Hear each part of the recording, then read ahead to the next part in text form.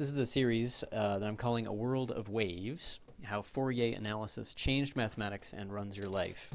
And you'll notice there's two things there. One is going to be a bit about applications of the ideas of Fourier Analysis, which is to see everything as waves, basically. But I'm not going to go into great details on that. I'm more interested in the how it changed mathematics part. But I did want to definitely acknowledge how important it is in practical applications. So let's start historically. I'm not going to go through it completely chronologically, but let me start with a very particular historical event just a little over 200 years ago. December 21st, 1807, Joseph Fourier submitted a manuscript entitled The Theory of Propagation of Heat in Solid Bodies to the French Academy.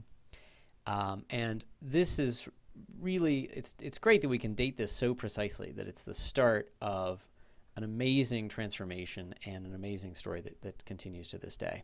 So who was this guy? Jean-Baptiste Joseph Fourier, born in 1768, lived for quite a while after this important date, 1807.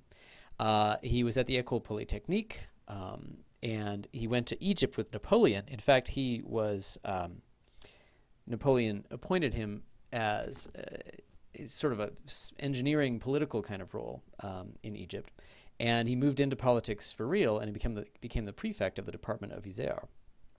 So he actually straddled the worlds of mathematics, engineering, and politics. So he had already had this political role by the time he submitted this manuscript, but he was still very active in figuring out mathematical ideas. So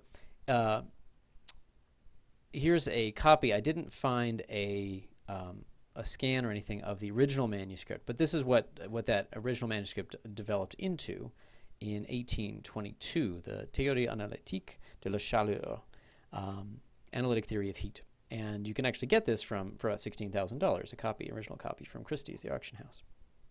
So let me tell you about the initial reception of this work, and then I'll talk about what was in this work, what was his proposal. It was submitted to a committee at the Academy, composed of some of the absolute best mathematical minds ever, and certainly of the time. This was when the French were really on the top of mathematics. Laplace, Lagrange, Poisson, very famous names, a couple not quite so famous names, but still very good mathematicians, Lacroix and Monge. They were the cream of French mathematics. And I'll tell you right now, they were not impressed, or not as impressed as perhaps in retrospect they should have been with this manuscript. So here's what the manuscript was about.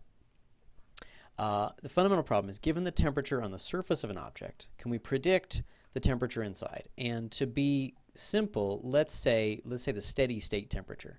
So we have a certain temperature on the surface of an object, and it's not changing, and then we let the object sit, so that any kind of transient fluctuations in temperature kind of settle down. So this could be Europa, for example, moon of Jupiter. This could be just the turkey coming out of your oven. Could be anything. And that's the fundamental problem. So with a complicated three-dimensional object like a turkey, that's already bringing in a lot of weird geometrical complications, so we simplify the problem. We're going to do it in 2 dimensions. So it's going to be a thin plate, and we're going to assume that there's no heat loss on the faces of the plate, so maybe assume it's sandwiched between 2 really, really good insulators. So here's a top view of just a plate of material. Let's assume that it's a long, narrow rectangle to start with. Why make it too complicated to start with?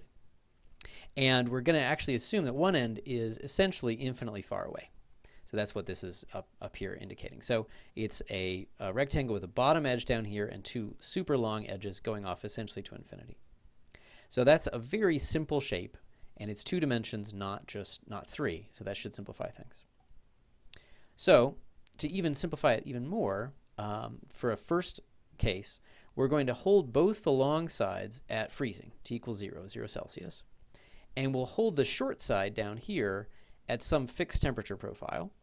The very simplest case, which already is interesting and not trivial at all, is to hold the short side in boiling water. Now, one tricky bit, which has to do with some of the weirdness of this story, is what should we hold the corner at, 100 or 0? So there's kind of an inconsistency there. But still, we can hold at least almost all the bottom at boiling and all these at freezing and see what happens. Hold it there for a while. Let any temperature fluctuations that change in time, transient fluctuations, damp out and see what the temperature profile is. Okay, so how did Fourier attack this? So heat flow is described by a differential equation using calculus. So that has to do with an analysis of how the temperature at any particular point of this plate has to do with the temperatures right next to it. And we'll actually simplify this even more to a one-dimensional example to get an idea of what's going on with that. What does heat want to do? It wants to flow from hot to cold. That's a well-known fact. And the flow rate, this is the big assumption that makes it tractable, is the flow rate, the rate of the heat flow is proportional to the temperature difference between two adjacent parts of the material.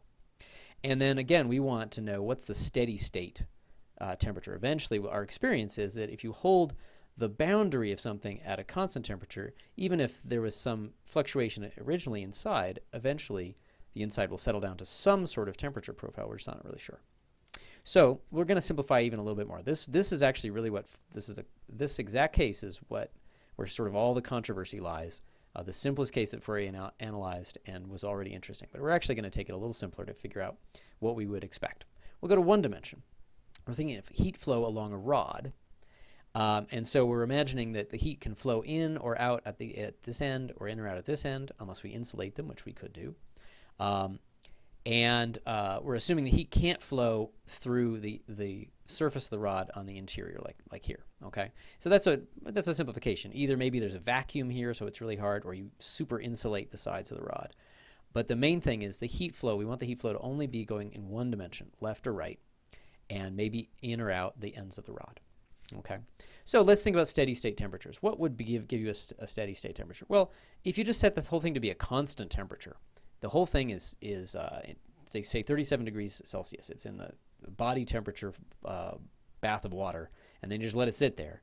That's going to be steady state. Okay, but are there any other slightly more interesting steady state solutions that aren't just the same temperature everywhere? Okay, well, let's see. What if we do something like the analog of what we were seeing in the 2 dimensions that we still haven't analyzed? What if you hold the left at 0, so you put it in an ice bath, and you hold the right at 100 by putting it in a boiling water bath? Wait long enough for any transient fluctuations to settle themselves out. What kind of temperature profile would you expect? Well, think about it for a second. Where is it going to be colder? Where's it going to be hotter? Where's it going to be medium? You can probably figure that out. What's going to happen is you're going to get a linear temperature profile. It's going to be 0 here, 100 here, because we made it so. And then it's just going to linearly go from 0 to 100 as along the rod. So, for example, halfway along the rod, we expect it to be 50 degrees Celsius. Okay? So let me justify that a little bit more. And in particular, let me say something really important that I think is a common misconception when you first think about this. This is a steady state temperature profile. The temperature is going to be like this. Once it settles down to this, it's going to be like this for all time, as long as I keep the left at 0 and the right at 100. But that doesn't mean nothing's happening and nothing's moving. Heat is flowing. There's a lot of heat flowing through this rod. From the hot end to the cold end, there's a lot of heat flowing here. This boiling water here is losing heat through the rod to the ice over here. It's going to melt that ice. It's going to cool the boiling water. We're going to have to keep heating this boiling water to keep it at 100. We're going to have to keep cooling this to keep it at 0. If we didn't do that, this wouldn't actually be steady state. So there's heat flowing through every point of the rod, but the temperature is constant. How does that work? Well, let's look at a profile that wouldn't work for that, a nonlinear profile. So let's look at something where here's the linear profile, which I claim is the steady state, but you've got an abnormally high temperature. In fact, for this profile, the hottest temperature is actually in the middle. Is that something that would actually stay that way? No, this part is hotter than anything around it, so it's going to release its heat both left and right. This stuff is not a little local maximum, not like a bump of temperature profile, but it's still a lot hotter than it deserves to be, given that this is at 0 and this is at 100. So even though it's not quite as obvious that this is going to go down, this guy is going to go down, this guy is going to go up. I claim that this profile is going to actually equalize to the linear profile. The linear profile is special. Let me go back to that real quick. Because if you look at say, right in the middle, 50 degrees Celsius, there's a certain amount of heat that's coming in from the hotter stuff to the right, but then it also wants to give heat to the cooler stuff to the left. If the slope of this profile is constant, which is true for a linear function, then the rate of heat flow is always going to balance out, and whatever is coming into this point from the right is going to go out to the left. That's not going to be true here, where this is not a linear profile. So if we believe that, we can then go back to, we have a little bit of intuition for heat from the one-dimensional case, but let's go back to the two-dimensional case. Okay? Here it's really quite substantially harder, even for the steady state case. But here was the big observation that Fourier made. He didn't immediately look at what seems to be the simplest profile, which is to put the bottom end, like in a boiling water bath, at exactly a constant 100 degrees Celsius, or 1 degree Celsius, or whatever constant number.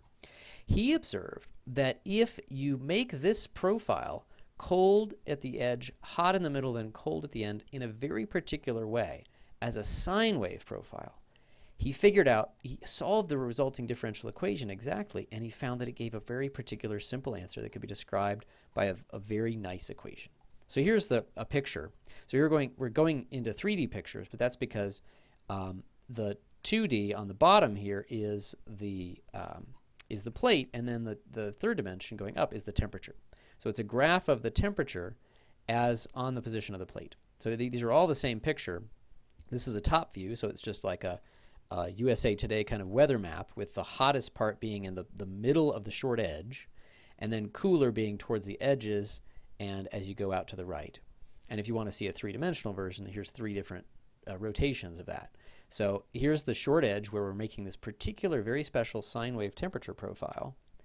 And the claim is if we hold that, and that's going to be a little tricky to engineer, but we'll just make sure we have a bunch of people with hot packs and cold packs right at the end, keeping track of the temperature and making sure it's a sine wave profile. And then if you still keep the sides at 0 degrees, the front and back sides over here and over here, or I guess this was the left and right sides for in the original picture, then the claim is that there's a very simple temperature profile in the other direction. And what's going on is that if it's you might be able to guess it from these pictures. What's going on is that the temperature profile right at the edge, the one we actually got to control, is a perfect sine wave. All the other profiles, as you go in, all these curves, as you go in further into the rod, those are copies of that sine wave, but just scaled down. And so they're not a different shape at all. They're exactly the same shape. That's very, very cool.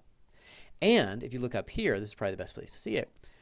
So you'll see that the scaling factor goes from bigger to smaller as you go into the plate. It turns out the scaling factor is just an exponential function. It's just a decreasing exponential function, which is one of the simple, it's actually the most important and best behaved function in mathematics, especially when you're doing calculus. So in one way it's a sine wave, in the other direction it's an exponential, and they're put together in the simplest way possible. That the exponential just gives you how tall to make the sine wave at this curve, or this curve, or this curve, or this curve. So that's a very, very special pattern. He also discovered if you there's sine waves that can be wigglier. The simplest sine wave just goes up and down like we saw before, but it could go up, down, up, down. That's a sine wave with what we call a higher frequency, but it's still the same basic pattern. It's this beautiful wave-like oscillation. Turns out you get the same idea, that it's the same kinds of profiles along this line, or along this line, or along this line.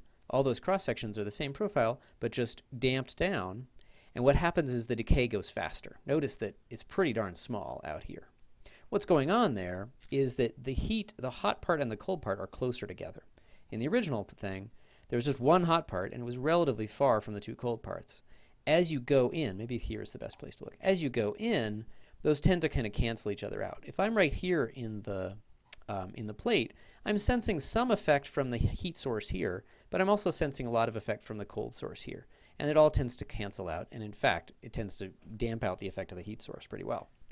Over here, the heat source, you've got 2 heat sources on the edge. You've also got a cold pack. So that's actually going to tend to damp it out already, even more so than the effect of the cold on the edges. So that's why this decays really quickly. They're kind of canceling each other out. Okay.